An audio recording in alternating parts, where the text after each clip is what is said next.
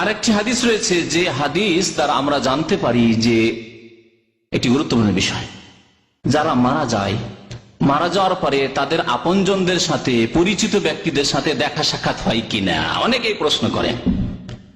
এই হাদিসটি নাসাইতে রয়েছে, তাদের সাথে দেখা সাক্ষাৎ হয়, এই হাদিস প্রমাণ করে। নবী করিম সাল্লাল্লাহু আলাইহি ওয়াসাল্লাম এই হাদিসে বলেছেন যে যখন মুমিনের মওতের সময় চলে আসে, তখন রহমতের ফেরেশতা আসসালামু আলাইহি, মুমিনদের আত্মার কাছে, যেখানে কারো বাবা রয়েছে, কারো মা আগে চলে গেছে, ইন্তেকাল করেছে, রয়েছে দাদা দাদি রয়েছে, নানা নানি রয়েছে, ভাইয়েরা রয়েছে, আত্মীয় স্বজন রয়েছে, কারো স্ত্রী রয়েছে, কারো স্বামী রয়েছে, হয়তো স্ত্রী আগে মারা গেছে, স্ত্রী আগে আছে, পরে স্বামী যাচ্ছে, অথবা স্বামী আগে মারা গেছে, স্বামী চলে গেছে, আর এই বিধবা ইন্তেকাল হওয়ার পরে যাচ্ছে, আপনজনদেরকে পেয়ে গেছে। আর ওয়াহুল মুমিনিন, যদি মুমিন হয় আর নেক আমল থাকে, তাহলে গিয়ে সাক্ষাৎ হচ্ছে ওখানে। বলছেন নবী করিম সাল্লাল্লাহু আলাইহি সাল্লাম এই হাদিসে যে তারা এত খুশি হয় যে যেমন দীর্ঘদিন কেউ যদি বিদেশে থাকে, অনেকে এখানে প্রবাসী জীবনে, আমরা প্রবাসী জীবনে 5 বছর 7 বছর 10 বছর, আমাদের কয়েক ভাই এখানে গেল, ছুটি গেল 10 বছর পরে, 10 বছর পরে দেশে যদি যায়, মা কত খুশি হবে, বাবা কত খুশি হবে, ভাই বোন কত খুশি হবে, কত খুশি হবে। দুনিয়াতে যে খুশি হয় দীর্ঘদিন পরে দেখা সাক্ষাতে, আপনজনের সাথে, বন্ধুদের সাথে, আত্মীয় স্বজনের সাথে দেখা সাক্ষাতে, তার চাইতে বেশি খুশি হবে ওই মুমিন আত্মারা, মুমিনদের যে রূহ রয়েছে, তারা খুব খুশি হবে একে পেয়ে। ফায়াসআলুনাহু, জিজ্ঞাসা করবে, যখন দুনিয়া থেকে আসলে নতুন নতুন এসেছে, জিজ্ঞাসা করে, মাজা ফাআলা ফুলানুন, আচ্ছা আমাদের গ্রামের ওই যে একজন বৃদ্ধ ছিলেন, ওনার কি খবর, আর ভাইগুলির কি খবর, আরো যে আমাদের ভাই ছিল, ভাইয়ের কি খবর, অমুক ব্যক্তির কি খবর, অমুক মহিলার কি খবর, আমার দাদির কি খবর, ইত্যাদি ইত্যাদি, আমার বাবার কি খবর, কি বল আমার ছেলের কি খবর, আমার মেয়ের কি খবর, আমার নাতির কি খবর, এই জিজ্ঞেস করবে। অমুক সাহেবের কি খবর, অমুক নেতা চেয়ারম্যানের কি খবর, অমুক এমপির কি খবর। বলছে আরে ও তো মারা গেছে, মারা গেছে। বলছেন নবী করিম সাল্লাল্লাহু আলাইহি ওয়াসাল্লাম, ফায়াসআলুনাহু, আত্মারা জিজ্ঞাসা করে, মাজা ফাআলা ফুলানুন ফুলানুন, অমুক অমুকের কি হয়েছে, মাজা ফাআলা ফুলান, ফায়াকুলুনা দাউহু, তারা আবার আপোষে একে অপরকে বলতে লাগবে যে এত তাড়াহুড়া করিও না, এখন ছাড়ো, একটু একটু আরাম তো করতে দাও, এখন চিন্তায় আছে, দুনিয়া ছেড়ে এসেছে, স্ত্রী ছেড়ে এসছে, কেউ কেউ স্বামী ছেড়ে এসেছে, কেউ ভাই বোন ছেড়ে এসছে, বাবা মা ছেড়ে এসছে, ধন দৌলত ছেড়ে এসছে, বাড়ি ঘর ছেড়ে এসছে, চাকরি বাকরি ছেড়ে এসছে, একটা চিন্তায়, দুনিয়ার চিন্তায় রয়েছে। দুনিয়ার দুশ্চিন্তা এখন আছে, চিন্তা করছে যে আমার বাড়ির কি হইলো, রে কে দেখাশোনা করবে, আমার স্ত্রীকে দেখাশোনা করবে, আমার ছেলে মেয়ের কে দেখাশোনা করবে, আমার বৃদ্ধ বাবা মা ছিল তাদেরকে দেখাশোনা করবে, এইসব চিন্তায় ব্যস্ত আছে। একটু ওকে সময় নিতে দাও, ছেড়ে দাও, তাড়াহুড়া করিও না, এই জবাবগুলি পরে নেব। তারপরে জিজ্ঞাসা করে কি খবর, কি খবর, ফাইজা কালা আমা আতাকুম, তারপরে যখন আবার কথাবার্তা হইতে লাগে, একটু পরে, আরাম বিশ্রামের পরে, তখন এ বলে যে নতুন গিয়েছে, নতুন মেহমান দুনিয়া থেকে গিয়েছে, সে বলে আচ্ছা ও চেয়ারম্যান সাহেব আপনাদের কাছে আসেনি, ওই এমপি আপনাদের কাছে আসেনি, ওই আমার আপা আপনাদের কাছে আসেনি, ওই আমার ভাই আপনাদের কাছে আসেনি, অমুকের স্ত্রী আপনাদের কাছে এখানে আসেনি, দেখা সাক্ষাৎ হয়নি। বলছে না, তা তো আসেনি, এখানে কোনো খোঁজ খবর নাই। আলু জোহেবাবে হেলা উম্মে হাবিয়া, তাহলে বোঝা যাচ্ছে হাবিয়া নামক জাহান্নামে নিয়ে যাওয়া হয়েছে। জাহান্নামের একটি নাম হচ্ছে, দোজখের নাম হচ্ছে হাবিয়া। যখন এখানে আসেনি চেয়ারম্যান সাহেব, এমপি সাহেব, মিনিস্টার সাহেব এখানে আসেনি, আরে মারা গেছে তো, অনেক দিন হয়ে গেল, আমার আগেই মারা গেছে, আসেনি, তাহলে ও জাহান্নামে চলে গেছে, জাহান্নামে চলে গেছে।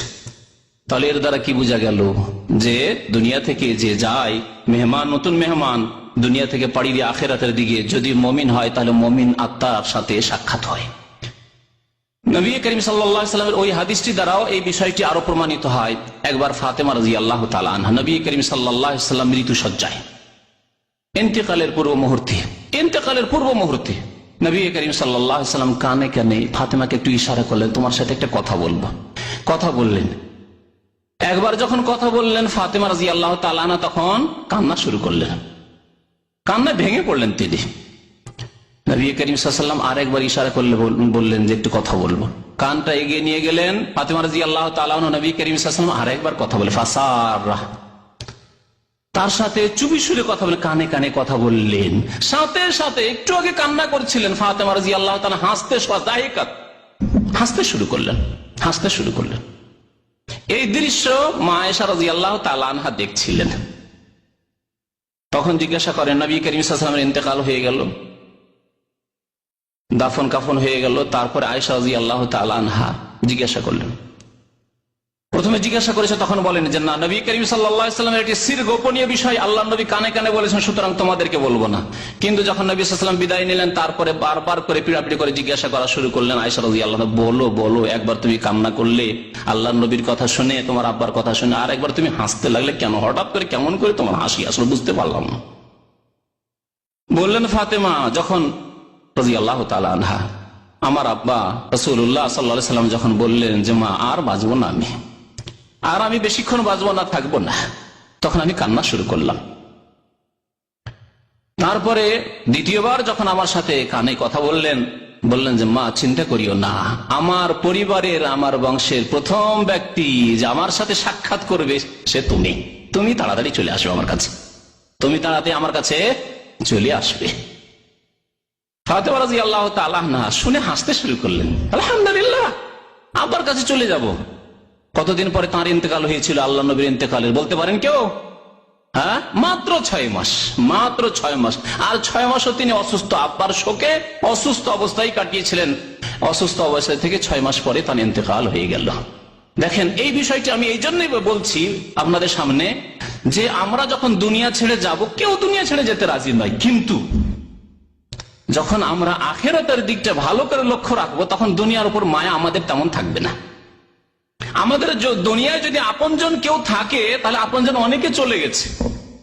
যদি আমরা সৎ কর্মশীল হয়ে যাই, নেক আমল করে যাই, আল্লাহ যদি ভালো করে ইবাদতবন্দি করে যাই, আখিরাতে পাড়িয়ে দিই, তাহলে যদি ছেলে মেয়েদেরকে ছেড়ে যাই, তো আব্বা আম্মাকে পেয়ে যাব, দাদা দাদিকে পেয়ে যাব, নানা নানিকে পেয়ে যাব, অনেক ভাই ব্রাদার বন্ধু বান্ধবকে পেয়ে যাব, অনেক আলেম ওলামাকে পেয়ে যাব, আল্লাহর নেক বান্দাদেরকে পেয়ে যাব, তাদের সংসর্গ পেয়ে যাব।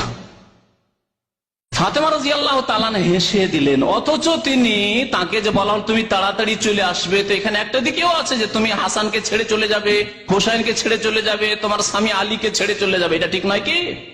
মাত্র 6 মাস পরে ইন্তেকাল, সুসংবাদ যে তুমি তাড়াতাড়ি আমার কাছে চলে আসছো, তার মানে স্বামী ছেড়ে তুমি চলে আসবে। স্বামীর উপর মায়া ছিল না?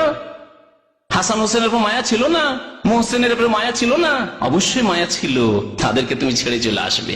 কিন্তু আমি ছেড়ে যাব কোথায়? মুহাম্মদুর রাসূলুল্লাহ সাল্লাল্লাহু আলাইহি ওয়াসাল্লাম, আমার আব্বার কাছে চলে যাব, খুশি।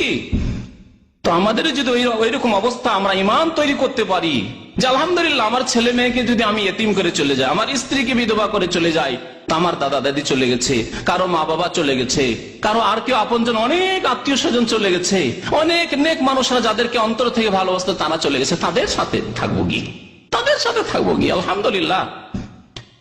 আসল বিষয় হচ্ছে ঈমান সুন্দর হওয়া আর আমল সুন্দর হওয়া। ঈমান এবং আমল সুন্দর যদি থাকে, তো দুনিয়াতেও শান্তি রয়েছে, আর আখিরাতে গেলে তো শান্তি অবশ্যই রয়েছে। আসল শান্তি রয়েছে আখিরাতের শান্তি, কবরের জীবনের শান্তি, পরকালের শান্তি।